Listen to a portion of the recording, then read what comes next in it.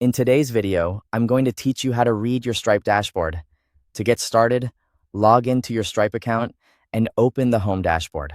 This is the main area where Stripe gives you a quick snapshot of your account activity, so it's a great place to understand what's happening with your payments at a glance. At the top of the dashboard, take a look at the Gross Volume section. This shows the total value of payments processed during the time period currently selected. In simple terms, it tells you how much money has come in before things like refunds or fees are taken out, which makes it useful for getting a broad view of sales activity. Next, check the USD balance section. This area shows the funds that are currently available in your Stripe account. If you want to know what money is sitting in Stripe and ready in your account balance, this is the section to watch. After that, review the payouts section. This helps you monitor transfers that Stripe has already sent to your bank account.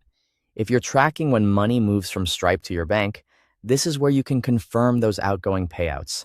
Now scroll down to the section called Your Overview.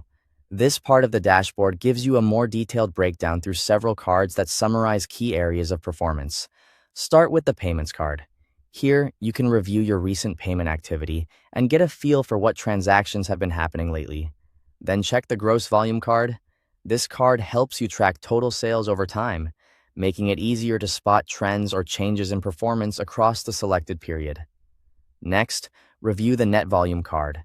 Unlike Gross Volume, Net Volume reflects your revenue after refunds and fees, so it gives you a more realistic picture of what you're actually keeping. You'll also want to look at the Failed Payments card. This is especially helpful for identifying unsuccessful payment attempts, which can alert you to payment issues that may need attention. After that, review the Top Customers by Spend card.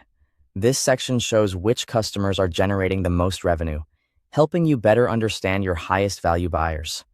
To customize what you're seeing, use the Date Range filter to change the reporting period. This lets you focus on a specific time frame, whether you want to review recent activity or look at a broader trend. You can also use the Compare option to measure current performance against a previous period. This is a helpful way to quickly see whether your numbers are improving, staying steady, or declining. Finally, if you want deeper insights, click More Details on any card to open additional information for that section. Thanks for watching.